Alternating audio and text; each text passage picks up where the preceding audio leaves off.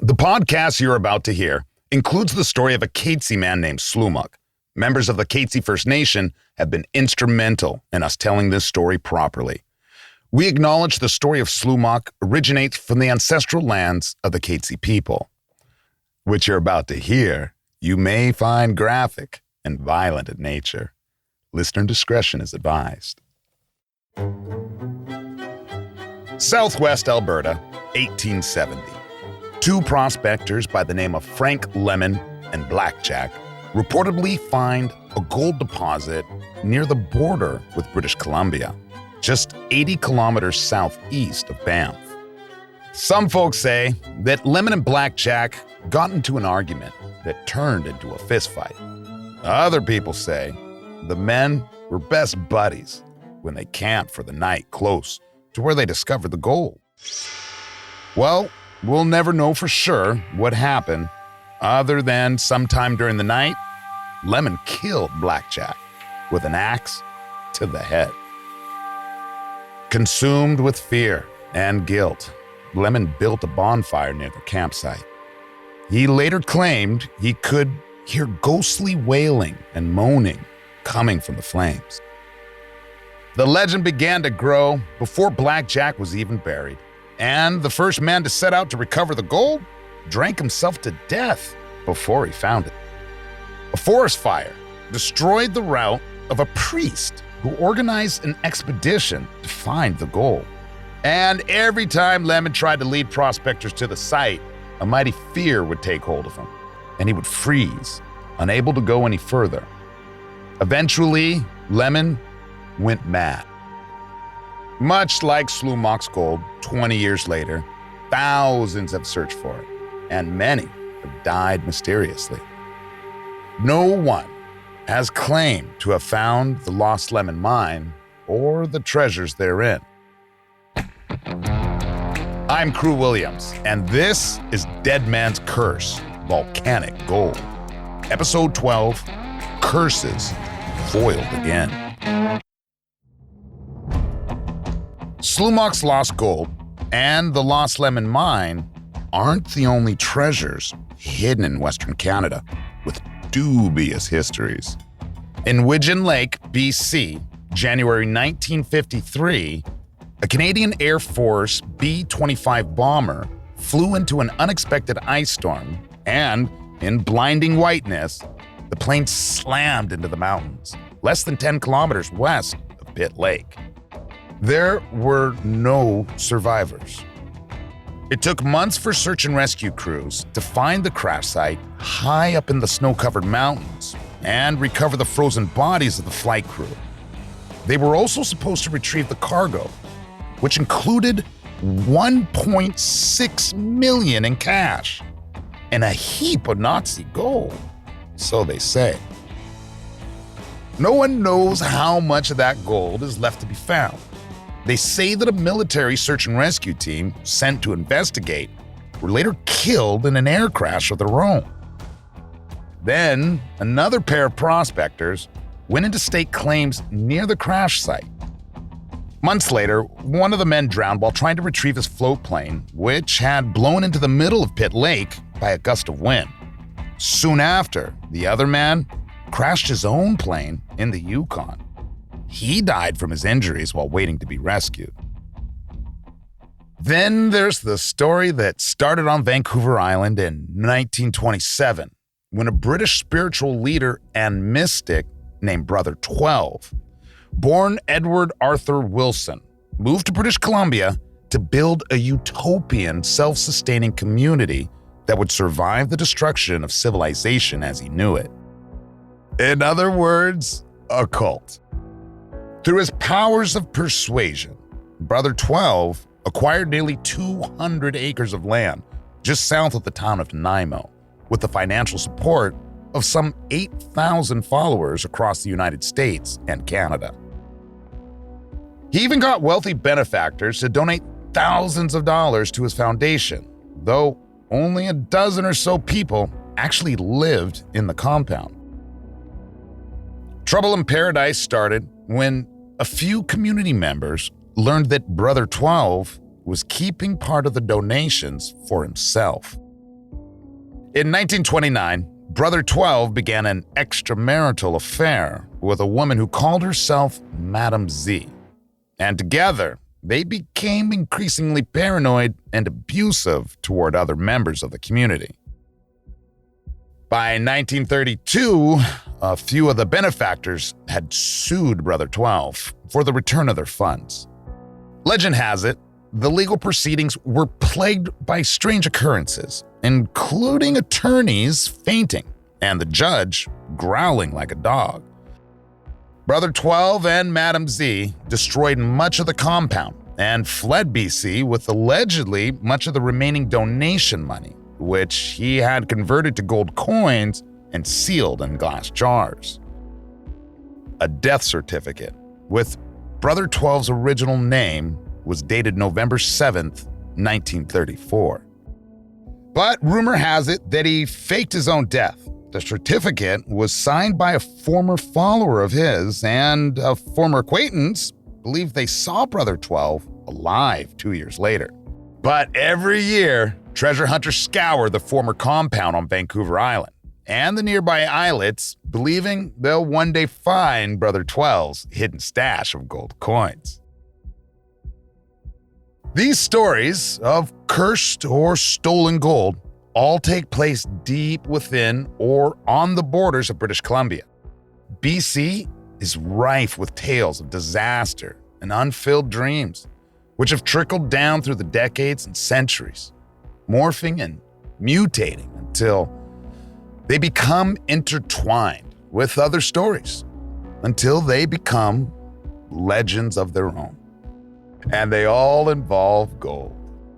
As we've seen throughout the series, its temptation has seduced thousands of fortune seekers and driven them to destruction.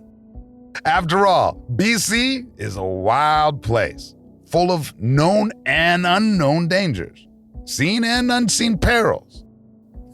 And yet, we keep coming. We keep searching, in spite of the curse. In spite of all the curses, we believe the juice is worth the squeeze.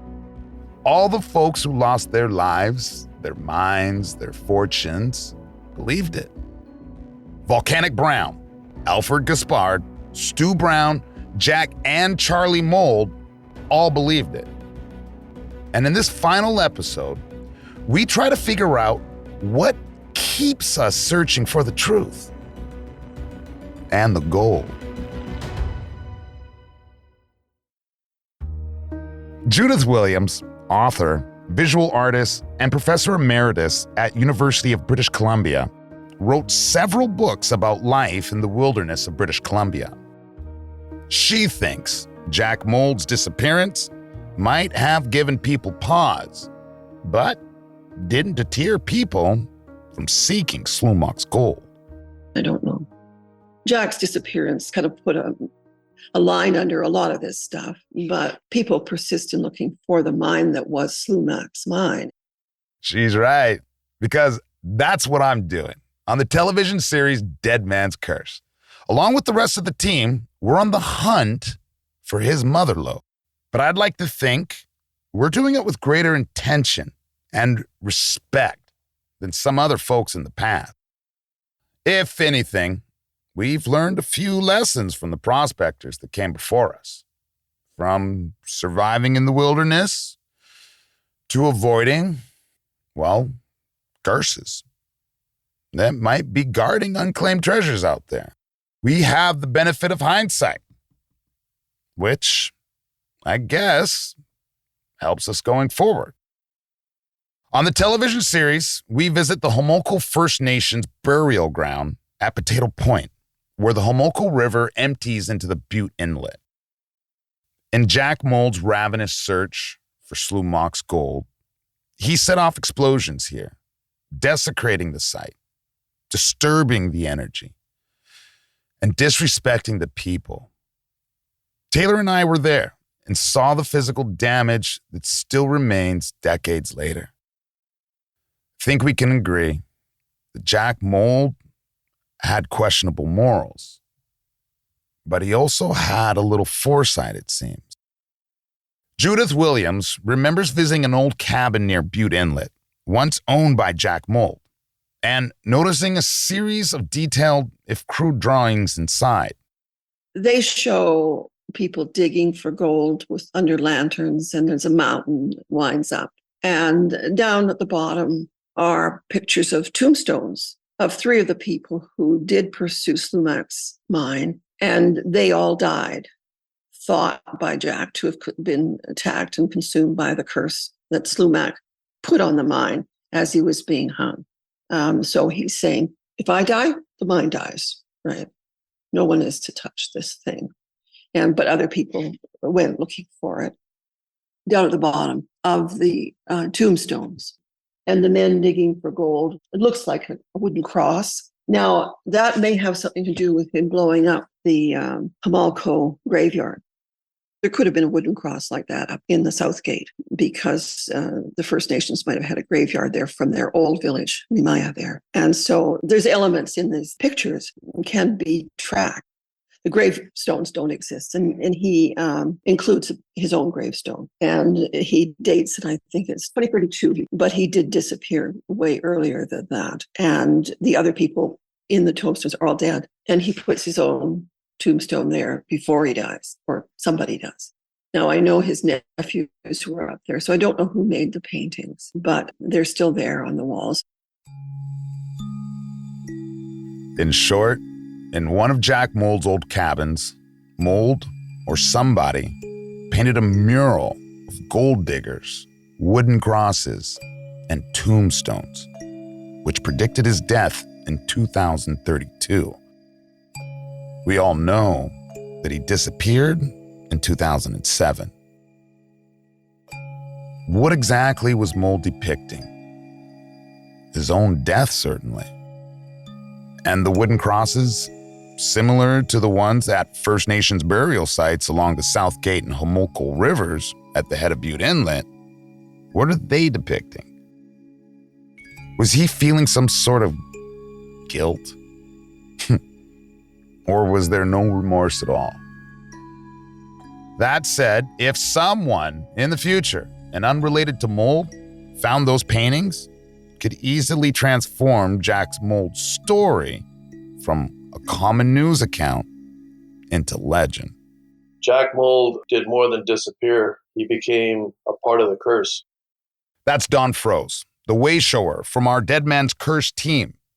He feels that although Mould's fate was unfortunate, it was almost self-inflicted.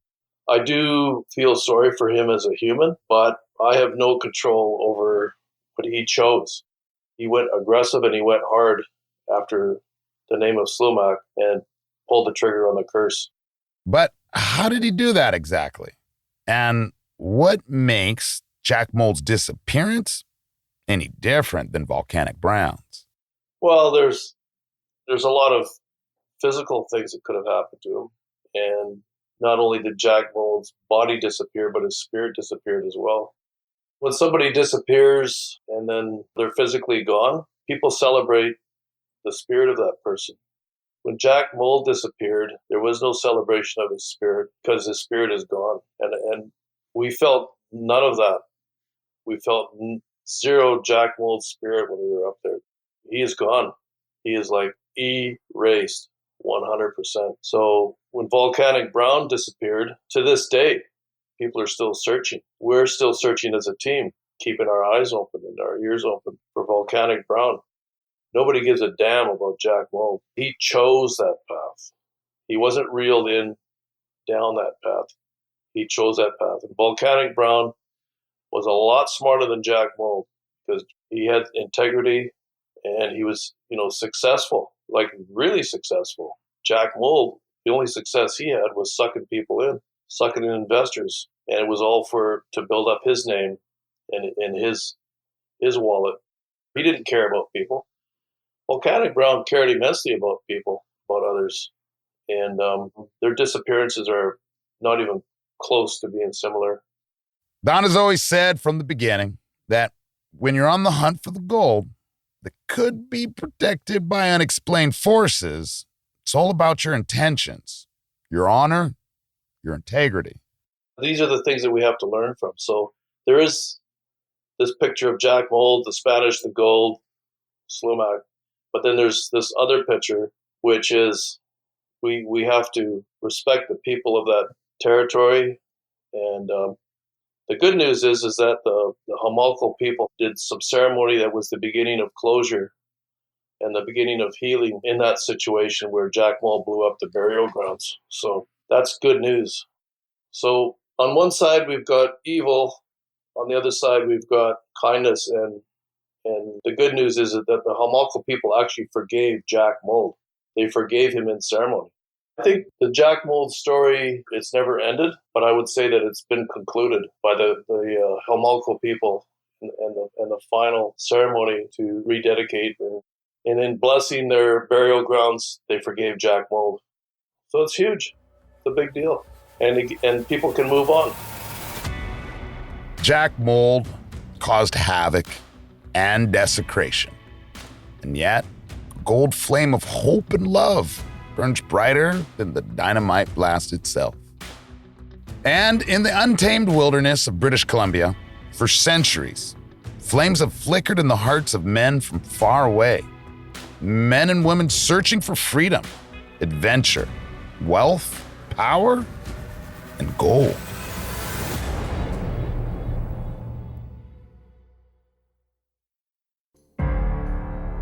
We started off this season with the story, the legend of Volcanic Brown. To many prospectors, then and now, he represents the very best kind of frontiersman, embodying a respect for the land and its original people. And yet, that respect might not have been enough to spare him from the icy death grip of Slumach's curse. Almost 90 years after Volcanic Brown disappeared, we still don't know what happened. So someone made up a story about finding a skeleton up there. That's my buddy Adam Palmer, Mountaineer and Deadman Curse team member. He's a true believer in Volcanic Brown's legendary ability to succeed against all odds. And he believes the truth is out there. You know, and someone said that was Volcanic Brown's and it was proven not to be Volcanic Brown's. But what happened to the skeleton? Where's the skeleton? There's so much in this legend that is so separating fact from fiction. So why do we seek to find the truth in spite of the physical dangers? Why do we try in spite of the curse? What compels us to continue the search for the gold and the truth in the rugged wilderness far away from safety and civilization? Well, I'm going to tell you right now, if it doesn't pay off, outweigh the risk. Let's keep it real. Like, you can die every cliff, every step, but you get over it. You're starting to get addicted to danger. I'll tell you that right now, because if you're going to get there, you're going to have to do more than those who came before you. At least, like you said, we got the hindsight of seeing the mistakes of those who didn't make it. Whether they be dead, gone, or missing, it doesn't matter. That's not the right route. Check that off. Move ahead with better tech, a better team, more wisdom. Most importantly, actually working with the peoples of the land that lived there for centuries, if not millennia. At the end of the day, you need to know whose neighborhood you're in. So with that all together, that changes the entire equation. If anybody has a chance to find this gold, it's our squad, period. Over the course of 12 episodes, we've shared stories of a handful of men who were destroyed in one way or another on the hunt for a lost gold mine, cursed by a man executed for murder. Some, like Volcanic Brown, Alfred Gaspar, and Jack Mould, disappeared without a trace. Others, like Stu Brown and Charlie Mould, died unsatisfied and unfulfilled after a lifetime of searching. Hundreds, thousands of others whose names we don't know perished in sinking galleons, collapsed mines, bar fights, and blood feuds. We're Gold nuggets, the size of walnuts, worth the ultimate sacrifice? What would unclaimed jackpots be worth to you? What adventure? What challenge? What treasures? What curses would await you through that next mountain pass? Through that clearing in the bush? Inside that cave? Would you be going for the adventure? Or would greed be your drive? Remember, fortune favors the bold. And we are boldly pushing the boundaries in the wilderness every time we go in search for the truth. Years ago, I felt an icy finger in the middle of the night. A warning from beyond. And ever since, I've been aware of what's at stake, and I can't wait to get back out there. Taylor, Adam, and Don, walking the same paths as many have before. Every expedition poses new challenges, new questions, and I can't wait to see what's out there next time. On Deadman's Curse, Volcanic Gold. This has been Deadman's Curse, Volcanic Gold. Thank you for joining me, and special thanks to Don Froese, Adam Palmer, and Judith Williams for their work in this episode. Deadman's Curse is hosted by myself, Kru Williams, and written by Ernest White II and Dila Velasquez. Our producers are Dila Velasquez and Jessica Young. Audio producers are Rosalind Kufor and Rob Johnston. Sound design by Rob Johnston. Our associate producer and Indigenous cultural and heritage consultant is Gail Starr. Our executive producers are Chris Duncombe, Ernest White II, Michael Francis, Kru Williams, Tim Hardy, and David Way. Deadman's Curse is a production of Curious Cast, podcast for curious minds, and Great Pacific Media. For more information on this episode, follow us on social media, check out our website, and check out our show notes for additional information. Thanks so much for listening.